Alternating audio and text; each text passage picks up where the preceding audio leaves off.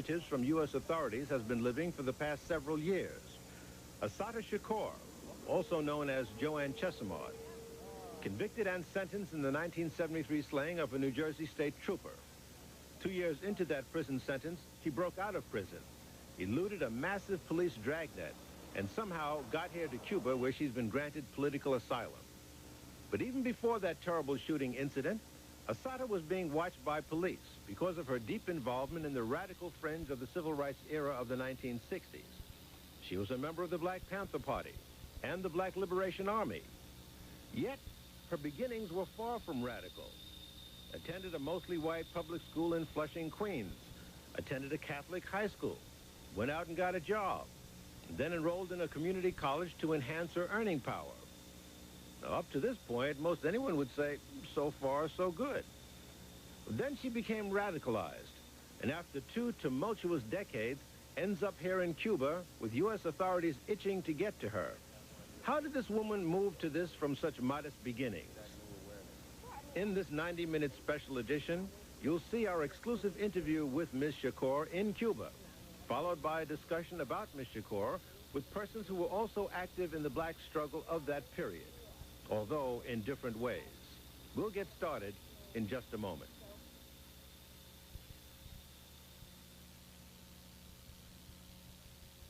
During our short stay in Havana. At the site of the old fort overlooking Havana's main harbor that offers a commanding view of Havana's waterfront, and on the campus of the University of Havana.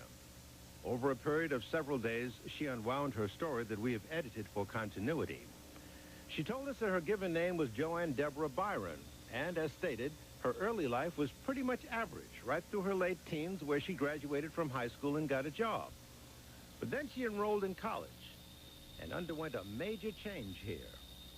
I was in Manhattan Community College about maybe 2 weeks before I discovered the Golden Drum Society, which was the black organization on campus. And it was like an awakening. Here were these black people, and they were talking about dashikis in Africa and the richness of Africa. And I was like, huh? You know, I had just come out of this office mentality of, you know, of feeling like a servant and feeling that that was my role to, you know, type the papers. And I mean, and I went back to school basically so I could make more money. That was really why I went back. I didn't go back with any desire to learn or to explore. I went back to survive.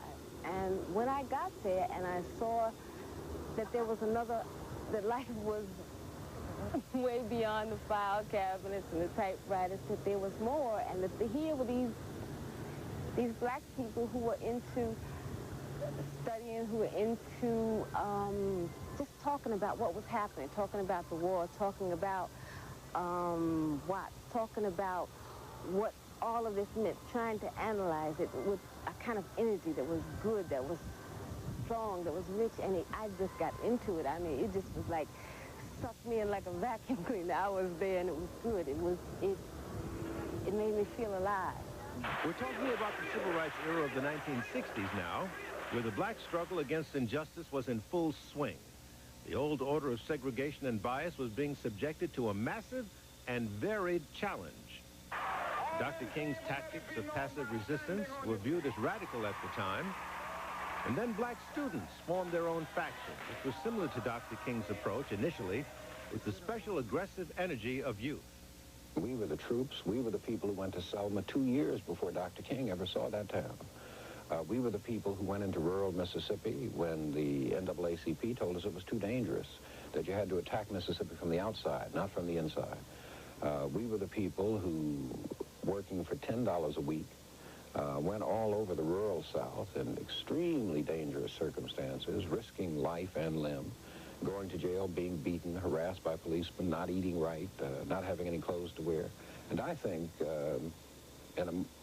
without trying to be too modest, that we were the glue that held all of this movement together. Dr. King was the articulator and the spokesman. The SCLC workers became the instant organizers, go into a town, spend a couple of weeks, stir up emotion and passion, bring in Dr. King, makes a speech, have a march, out the next day. We were there for the long haul. There was the NAACP fighting the battle through the courts, the Urban League fighting the fight with corporate America, and a host of other civil rights groups. The thing that influenced me the most was history, reading and understanding that black people struggled in history from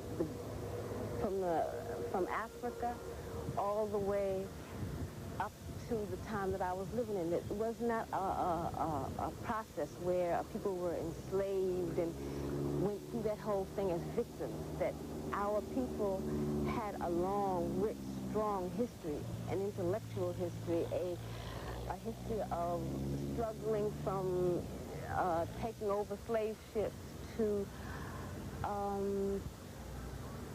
strikes, to building organizations, and that was a history that was not just a matter of George Washington Carver inventing things with peanuts. And I don't need to push him down because I think he made a great contribution, but I'm saying that that was all that I had learned before that. The only figure who had stood out was Harriet Tubman, you know, and it was Harriet Tubman, George Washington Carver, and Booker T. Washington. That was my whole concept, my whole understanding of black history up until that time. And I really thought that Lincoln freed the slaves. I really thought that the Civil War was fought for slavery. And when I started to see the real picture of what happened to us as a people and really started to analyze what American history was all about, I began to look at things in a whole nother way and to see that, you know, it was a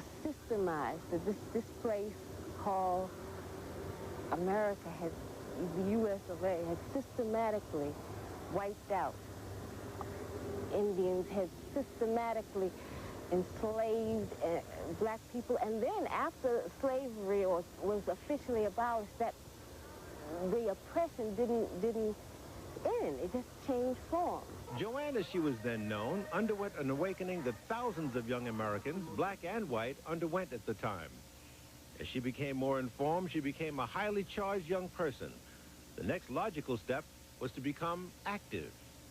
We formed a Third World Coalition, and we ran for, in the student council elections, I was one of the student representatives.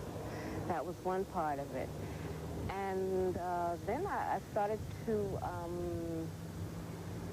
be one, to just participate in demonstrations, whether anything. If it, you know, I mean, we would just get these groups, and if somebody's got a strike on 116th Street, and the whole pile of us would just go and we'd help the people that were on strike, or we'd and we supported all kinds of things, from construction workers who were struggling to break that racist structure. Fight back. Fight back. We did housing stuff. We participated in housing demonstrations and struggles around Morningside Heights. There were welfare strikes. There were, not strikes, but welfare movements and rallies. And there was the anti-war movement,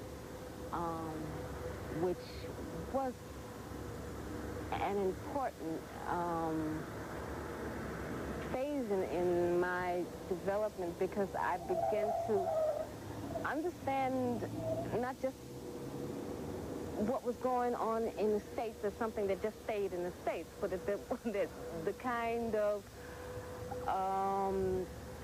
homegrown oppression that black people and third world people in the U.S. experienced was being exported, and was exported to Vietnam, was exported to Central America, that was exported to Africa, that this was all part and parcel of the same ballgame, the same deal.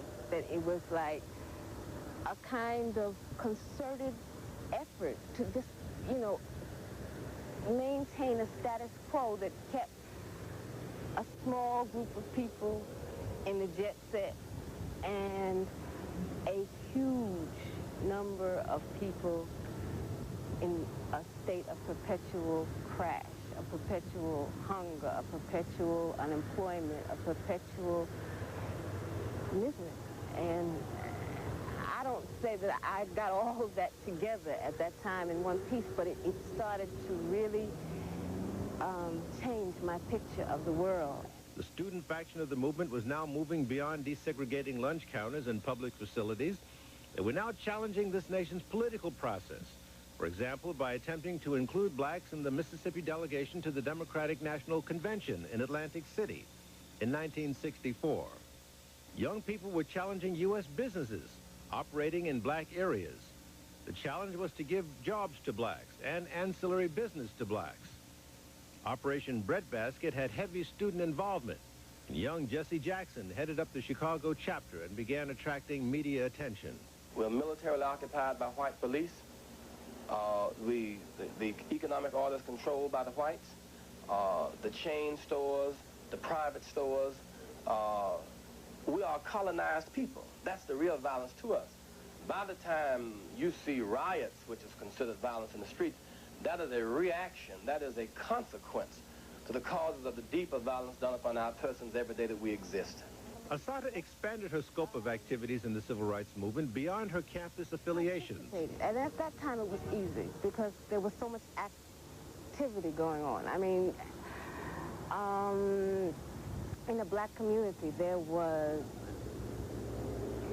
so much happening, you know, each day.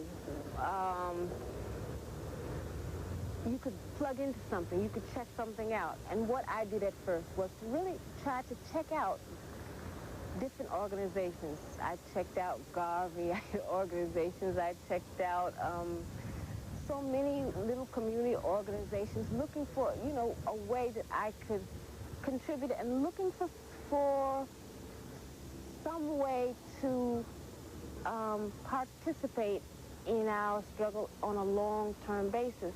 Assata went on to tell me that she shopped around for an activist organization to join and selected one of the most radical, as you'll learn in a moment. Some quarters encountered countless incidents of brutal white resistance. What you're really trying to do is intimidate these people, and by making them stand in the raids, keep them from registering to vote. And this is a kind of violation of the Constitution, the violation of the court order, the violation of decent citizenship. You can turn your back on me, but you cannot turn your back upon the idea of justice. You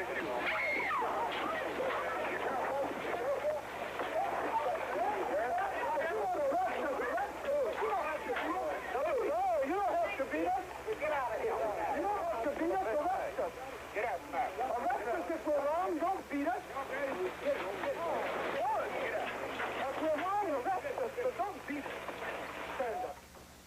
Some in the North began saying that it wasn't fair to ask black people not to defend themselves when attacked. We are faced with a racialistic society, a society in which they are deceitful, deceptive, and the only way we can bring about a change is to talk the kind of language, speak the language that they understand. The racialist never understands a peaceful language. The racialist never understands the nonviolent language. The racialist, he's spoken his language to us for 400 years. We have been the victim of his brutality.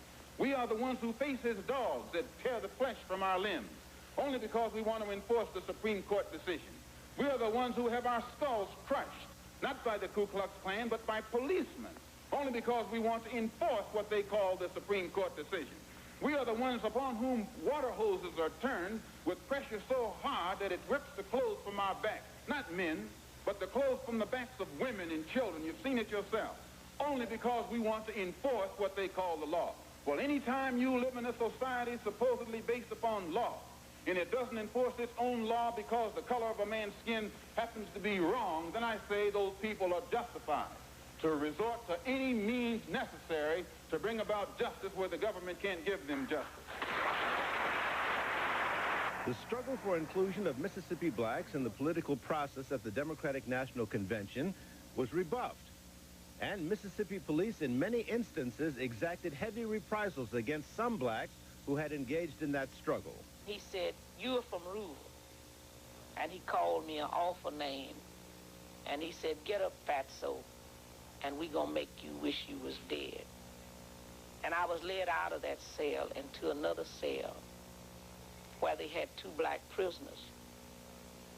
The state highway patrolman gave the first black prisoner a blackjack, and it was loaded with some kind of metal. And he ordered me to lay down on my face. State highway patrolman did. The prisoner asked him, said, "Do you want me to beat this woman with this?" And he told him, say, "You damn right. If you don't beat her, say, you know what we'll do for you." So the first prisoner, started beating. And I was really beaten because he had to do what they told him to do. From there, when we came back to Mississippi, SNCC had a staff meeting. It had to decide clearly. The organization was at a juncture. We certainly couldn't follow this because we couldn't come back to the people and tell them try again next 4 years to be seated in the Democratic Party. We certainly couldn't do that. We couldn't do that. So we had to find new approaches. There was only one. Organize the people into their own independent political party. Struggle for the right to vote, get the right to vote, coalesce the political power, use this political power to move to make economic gains for the people, fight against the Democratic Party. That was all. So while I went alone, I had the support of a lot of our brothers and sisters who took this position and recognized that inside of SNCC, some people were trying to make sure that the project was a failure. So we had to fight inside of SNCC against those who were trying to make it a failure. We had to fight against the Democratic Party, which did everything possible to sabotage it. We had to fight against Wallace. We had to fight against the Ku Klux Klan. We had to fight against all the liberals who were once liberals, but now were telling us, don't get out the Democratic Party. This is the stupidest thing you could do, and who did everything possible, and though they tried, they crushed, they did everything they couldn't stop the people. They organized an independent political party, and they gave it the symbol of the Black Panther. I joined the Black Panther Party. That was what I decided to do, and I thought that was important. Well, now, there are those, if they had the opportunity to talk with you, might say, well, my heavens, why wouldn't you pick the NAA or SNCC or CORE or the League, Urban League, or why go for the Black Panther Party? What was it about the Panthers that drew you? Well, I think, first of all, because I had already, by the time I joined the Black Panther Party, I had already begun to see that it was not a question of reform, that I basically had come to the conclusion that on every level, the U.S. government was an oppressive system run by and for rich people, and that there was no way that that was going to change because the whole system was based on oppression. That was how I felt, so that I was not interested in joining an organization that was interested in reforms, that was struggling for reforms. I wanted to join an organization, number one, that believed that the whole thing had to be changed, because that was what I believed. Number two, the Black Panther Party... Not reformed, but replaced. Yeah, that a complete change, which is a revolution, had to occur, that you could not be free under a system based on racism, based on oppression, based on capitalism, based on imperialism, that nobody in the world can reform a system like that. It's never been done in history, and I don't think it will ever be done in history. So that, to me, that was the most important reason why I joined the Black Panther Party. Did you find that membership in the Panther Party helped you realize Or was it moving in the direction that you perceived that it was?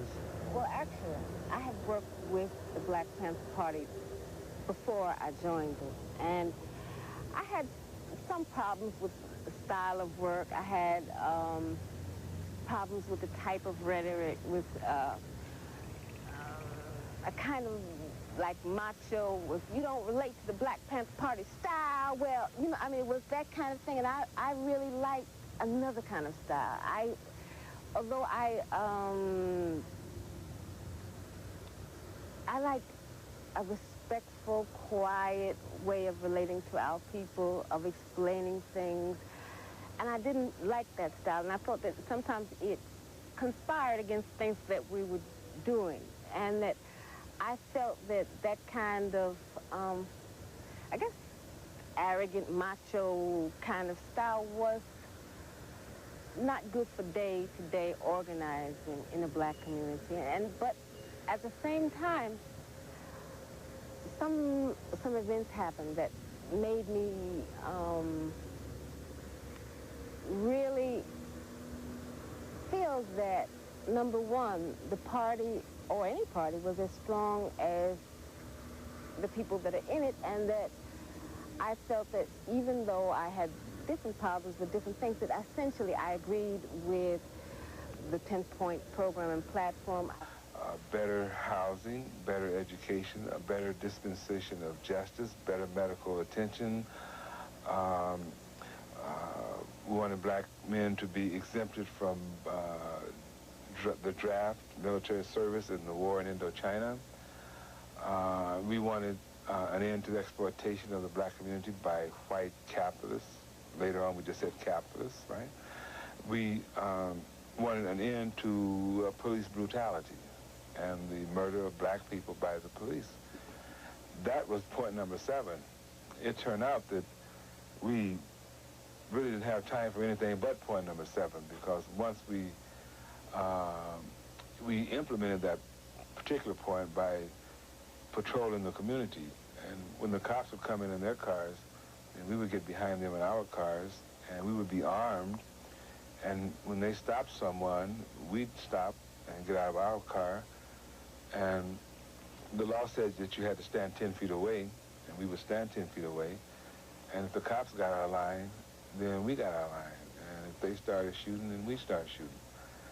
Because we didn't feel that there was any more room for playing around with the situation. The willingness of some Panther Party members to confront the police and engage in other shocking acts, such as walking in on the California State Legislative Session carrying rifles, negated everything else the group was trying to do. The Panthers were kept under police surveillance, and members like Assata Shakur found it increasingly difficult to conduct their other community programs. Strange things began to happen around me that I couldn't put my hand on, I couldn't touch, you know. Like? Well, so many strange things would happen. We would get strange phone calls, strange packages, strange people would come into the office and have nervous breakdowns. I mean, it was one thing after another. There was the leadership was under such pressure because at that time, you have to remember that the FBI had made the Black Panther Party the #1 target of the COINTELPRO program. We didn't know anything about COINTELPRO per se, but it was obvious that the government was attacking the party in every way possible. It was obvious that it was just something strange. You couldn't, I mean, for example, you could not, work became difficult. To go and sell up the paper, for example. We would send people out and they would stand on the corner and be selling papers, and 5 minutes later they would be at the police station. Why are you at the police station? For threatening a police officer. How did you threaten a police officer? We didn't do anything. We sold the paper. It was the cops' word against the Panthers' word, and the cops would always win. So it was like, in every aspect, it became difficult. The breakfast program came under attack for supposedly showing little kids cartoons that were racist, that was said all white people are horrible or something to that effect. Basically, that was the general idea. Later, we found out that those same cartoons were manufactured by the FBI, were inserted in Panther papers and distributed. I mean, that was the kind of thing that went on, but we, at that time, we were up against something. It's like you're up against this wall, but you can't see it, you can't touch it. You know that you're a target of the government's repression, but you don't know to the extent. We didn't realize the extent. I decided that I would leave the party, and I had not spent, I think, maybe a month outside, you know, outside of the party, when it began to be obvious that I was the target of, like, the most extreme kind of surveillance that one could imagine. I mean, I lived on 138th Street. I'd look down in front of the building, and there would be two white guys reading the paper. One would read the paper for 15 minutes, then the other one would read the paper for 15 minutes. I decided that I would try to concentrate on my studies. I would just try to go on normal life, and then I would move. The reason that I wanted to move, because my whole house was bugged. And how I knew that it was bugged was that I was practicing on a tape recorder something one day, and the phone rang. So I put the tape recorder down, and I go answer the phone, and a voice says, "Stop making tape," and hangs up. I mean, that was the kind of day-to-day thing I was dealing with. So the next thing, I mean, there was a big jump. The next thing I know, I'm walking down a street, and one of my comrades comes up and says, "Don't go home." What do you mean, don't go home? Do not go home. They just raided your house, et cetera, et cetera, et cetera. They just raided my house. Do not go home. And, like, I was, like, paralyzed for some hours. You know, it was real. And then I'm faced with a decision. Police raided your house. Mm-hmm. Go home, find out what it's all about, go down to the precinct and say, "I heard you just raided my house, and I want to discuss that." But I wasn't prepared to do that. I wasn't prepared to do that because of what was happening at that time. For example, the entire leadership of the Black Panther Party, 21 people were charged with conspiracy and were arrested and were put in prison. They were charged, and they were the New York Panther 21. Conspiracy to? Well, the charges were insane. They were like conspiracy to blow up department stores on Easter, the time when the stores are filled with black people. I mean, the charges were so insane that it got to the point that they were actually charged with blowing up or conspiring to blow up a botanical garden. The Bronx Botanical Gardens. I mean, that was the nature of the charges. And even though, after one of the longest trials in New York City history, a jury found them guilty in like an hour or something like that. I mean, found them not guilty, excuse me, in an hour or less. They spent 2 years of their lives in prison. They had a bail of $100,000 each. And at that time, the whole, one of the most common tools of repression that the government used was the conspiracy trials. They used a whole lot of other things. It later came out. But at that time, it was obvious that if you breathe wrong, you get charged with conspiracy, or you get charged with inciting a riot, and then they give you another charge of inciting a riot, or, I mean, and it happened not just to Bobby Seals, not just to Rap Brown. It happened to so many people. So all of this was swirling around the raid on your house. So what option did you take? You said you had a couple of options. Mm-hmm. What did you decide to do? I decided to make myself unavailable. I decided to disappear. They said that they were looking for me for the charge of harboring a fugitive. And that was what I thought was the charge outstanding against. And I never got charged with that, in fact, officially. Why did you make yourself scarce? Because you thought that they were going to arrest you? They wanted to, yes, I thought they were going to arrest me. And not only was I afraid that they were going to arrest me, I was afraid of what else, much more afraid of what else they would do. Be specific. What do you mean? Well, I was afraid that they would torture me, beat me. For example, Joan Bird, who was my co-worker in the medical cadre, had been beaten brutally. She was one of the Panther 21, hung outside of a window. If you see any of the pictures of her at that time, I mean, she was unrecognizable. The woman had been beaten beyond belief. And there was no guarantee that they would not do the same thing to me.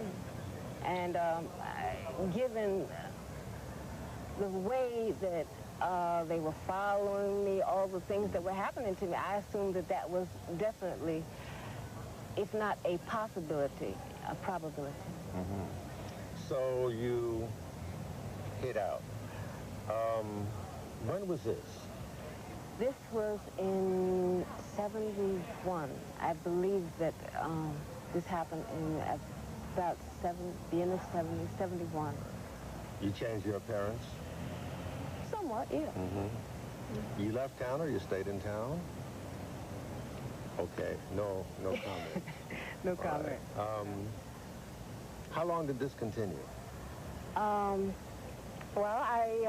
this continued for about 2 years. And was a warrant issued for your arrest? Well, let me tell you, what started to happen was that the government became more and more and more desperate in terms of their search for me. I think that they were under the impression that I had this wealth of information that they could beat out of me or torture out of me. What they did was they started a campaign to try me in the newspapers.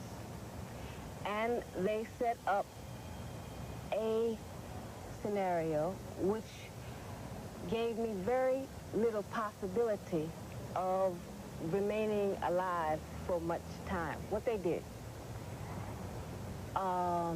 they began to charge me with everything and anything that any woman in the New York area was involved in. They began to charge me for things that only men had been involved in.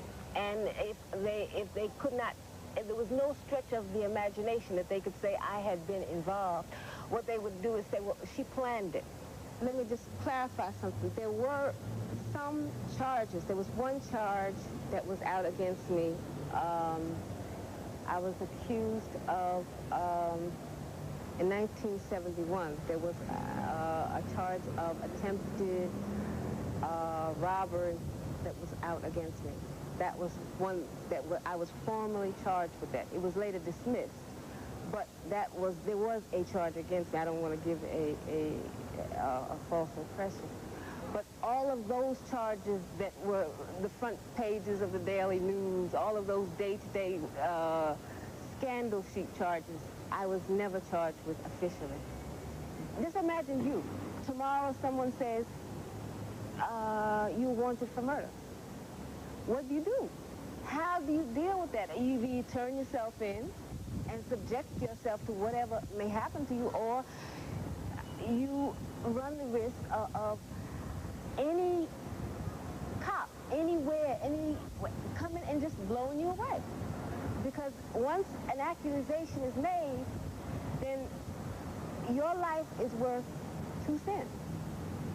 I mean, and in my case, they set up a series of events that pushed me into the reality of that I knew that I had to leave the country. I had to do something because, you know, they were setting up the circumstances to just blow me away. While she was underground, Assata Shakur became involved in the fateful incident on the New Jersey Turnpike, resulting in the killing of New Jersey State Trooper Werner Foster. Assata Shakur left New York with 2 men, Messrs. Clark Squire, who would be wounded in the shootout, and Zaid Shakur, also known as James Costin, who would be killed in that shootout. They all headed south on the New Jersey Turnpike. We stopped to eat. We at a Howard Johnson's restaurant. We ate. We got back into the car, and shortly after, we were stopped by the police, by the New Jersey State Police. There must have been some dialogue between the 3 of you in the car, because you were, for lack of a better word, on the lam. Yeah. Between the 3 of us? Well, yeah. So you must have said something, you know. Well, actually, I mean, we were stopped, but we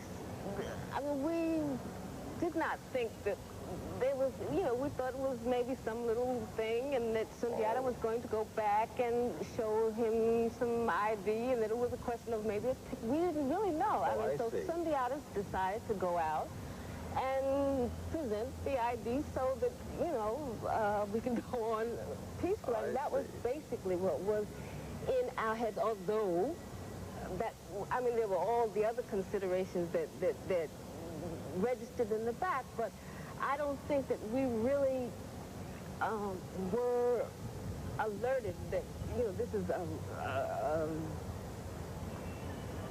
a situation where they're going to start shooting in the car. I mean, I was not thinking that, really. I said, well, this is, you know, I was nervous. I was like, okay, you know, but I didn't think that it was going to be all that. Can you tell me what he said to you as best you can recall? I can't. Was it something, did he call you by name? Did he talk about, you weren't driving? No. The driver had gotten out of the car. He came to the car and started to question me, and where were we going, what, you know, that kind of stuff. And then he said, put your hands, you know, in front of me where I can see them like this. And which would have been the dashboard, I guess, inside the car. No, I was facing him. You know, he had a gun in my face, and I put my hands out like this. And in a matter of seconds, I was shot. I mean, it was like a nightmare. It was like, you know, it's like when you dream. I mean, it didn't seem real, but it happened.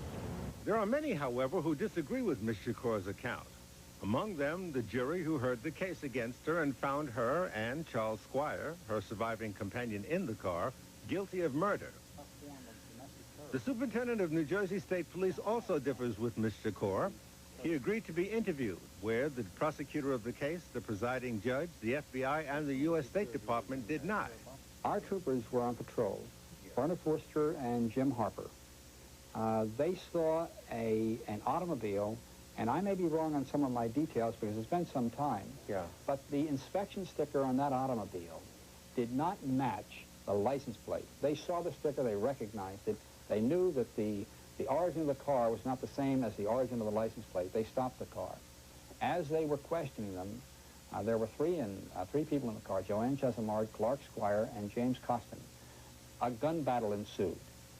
We charged Joanne with shooting and causing the death, being part of the group that caused the death of Trooper Werner Forster, who was murdered at the scene. James Costin was killed at the scene. Clark Squire escaped. We caught him locally about 3.5 days later. Joanne Chesimard was shot in the car. Trooper Harper was wounded. There was a violent exchange. I was shot once under my arm and once from the back. The bullet under your arm, where did the bullet come out? It didn't. The bullet is still there. It's still in you? Mm-hmm. It went through here. It broke this bone, and it's still in my chest. I was, this hand was paralyzed. Harper stopped the car. Forster came up behind. But Werner was completely removed from this kind of mix that would give rise to the argument that this was a racial confrontation. It wasn't a racial confrontation. Joanne Chesimard was one of the most sought-after fugitives in this nation. Every policeman in New York or Los Angeles was, in one way or another, looking for Joanne Chesimard. And now I'm convinced they were doing their job and doing their job properly. The first week was the most difficult week. I mean, if you can imagine what they did when they found out who I was. They wanted information. They thought I had it. And they did everything that they could to get it out of me, they didn't just beat me any old kind of way. I mean, they had a constraint. That was probably what saved my life. And it was what was taking place was in a hospital. They took me to a suite of a hospital. It was the Johnson & Johnson suite. Is where executives go. And in order to get into the hospital room, you had to go into a living room, which was attached next door, so they controlled who came in, who didn't. And I was accused of killing a state trooper, and state troopers for 2 weeks guarded me, quote unquote. And you can imagine.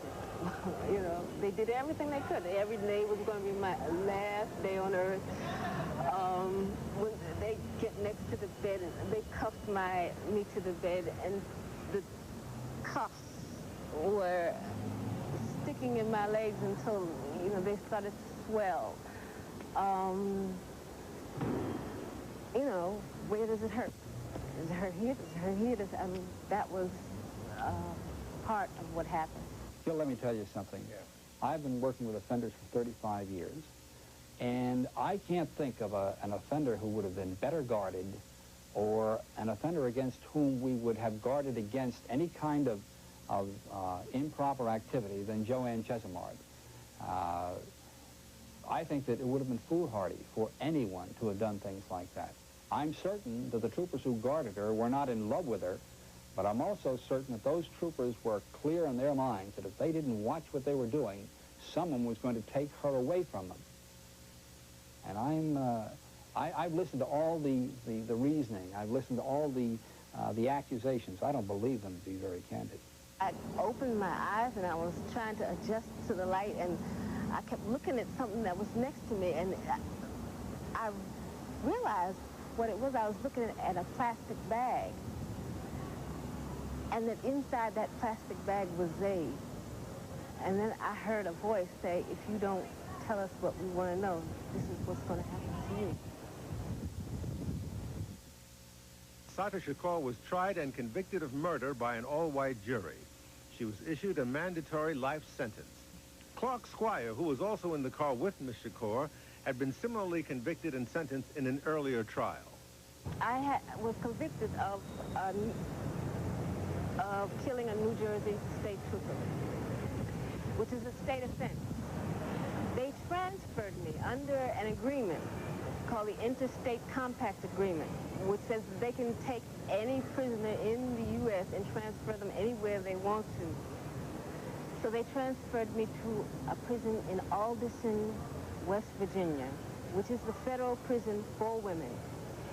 to a prison within a prison, the maximum security unit or something I was called.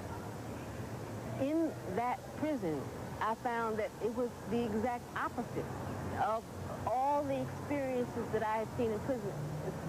In my whole time in prison, most of the women are black or Puerto Rican. The only black woman in the maximum security prison at Alderson, West Virginia. In a prison with the Aryan Sisterhood, about 11 or 12 members, people who wore swastikas on their jeans, who took pictures in giving the Hitler salute. I was in prison with them and with the Manson family. Women, they call themselves Red and Blue. One was Squeaky Frome and the other one was Sandra Good. And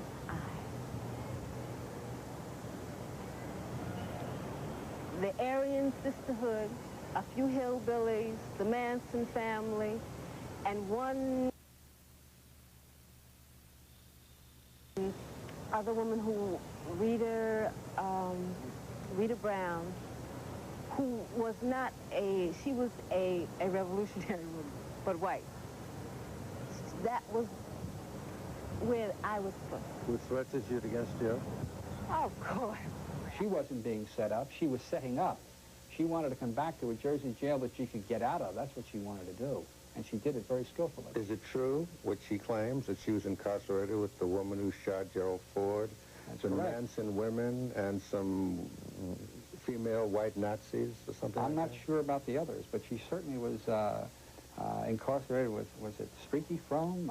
Some name such as that, who tried to assassinate President Ford. But it doesn't make any difference, does it? She was incarcerated with all kinds of murderers when she once got to Clinton Farms here in New Jersey. Fortunately, this unit was closed down. Not because of any kindness on the part of the Federal Bureau, but these women were all white women. So that their considerations were taken into account, and they decided that that unit would be closed. I was then sent, first I was put in the hole for a while until they figured out what they were going to do with me, and after that they sent me to New Jersey, to Clinton Prison for Women. They sent me to the maximum security section of Clinton. But what they did was they told all the women, nobody from now on will be able to work in population, in the prison population. So all the women who were, had jobs or went to school with the other prison population now had no jobs, no school, no programs, and were just locked down in that little area. And of course, you know, the cause of it, what was the cause? Her. They moved women out of that area who they thought might be somewhat sympathetic and flooded the area with women who were notorious rats for the prison administration. So I'm looking at all this, and I feel, well, I think that they're going to try to kill me, you know, and the prison was constantly instigating things, you know. Well, if it wasn't for her, you know. So I decided. You decided? Yeah, it was time. It was time?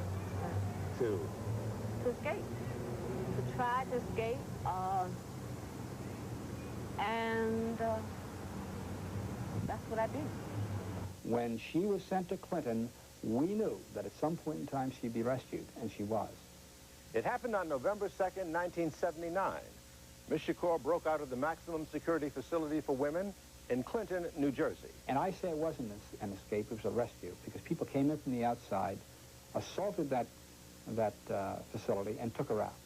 They took her from there to East Orange, We know that from East Orange, she eventually found her way to Pittsburgh, Pennsylvania, and/or went out of the country and came back to Pittsburgh. I'm not quite sure. But if you are to listen to the testimony of James Costin, who was a witness, a cooperating witness in the Nyack trial, he put her on an airplane in an airport, probably JFK, and she was bound somewhere for the Mediterranean. I escaped. It was a clean escape. No one was hurt. I planned it as well as I could plan it, and that's all I got to say about it.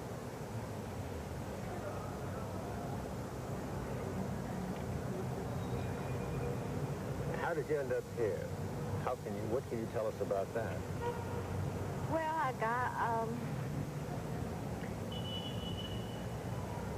I wanted to find somewhere where I would have a chance to be with my daughter, where I would have a chance to normalize my life, where I would have a chance to grow, to work, to contribute in some ways to what's happening in this planet, and to try to keep up, to keep struggling on some level, and to keep active, to, you know. So I decided that I would come to Cuba. I came and I said, well, here I am. Now y'all got to make a decision and do what y'all can do, because that was, I mean, you know, there was no way, you know, you can't call them, hi, can I come down? That was impossible. My reaction is just the same as the reaction I'd have on any other criminal type that's found refuge in a safe haven nation, a communist nation. I think we've got to pursue that individual. We've got to exhaust every avenue possible to get her back here. She has been tried under our system of murdering a member of the New Jersey State Police who was in the performance of his duties, and she deserves to be incarcerated and to pay the penalty. You ever think you'll come back to the States? I think that will be difficult at this time. Ms. Shakur attends the university in Havana and says that she will continue her activism. She's written a book that was recently published in the U.S., much to the consternation of some. I think that it's offensive that a fugitive of this type, who really pledged, whether she meant it or not, or could have accomplished it or not, to overthrow the government in the United States by violent means. I think it's offensive to see that she's accessing the capitalist system that she has downtrodden, writing a book to profit from sales or something like this. So yeah, I'm offended by it. I think that if anything, the people of this nation ought to take that book and leave it right on the bookshelf. Further, Colonel Pagano has written Fidel Castro requesting Ms. Shakur's extradition. While Assata Shakur pursues her life in Cuba, some in the U.S. are outraged about a number of points involving her case. Namely, her political posture, her role in the shootout in the New Jersey Turnpike that cost a state trooper his life, her escape from prison and clean getaway, and currently residing in political asylum in a nation greatly disliked by the Reagan administration. Regrettably, neither the U.S. State Department or the FBI would grant, like it is, any interviews.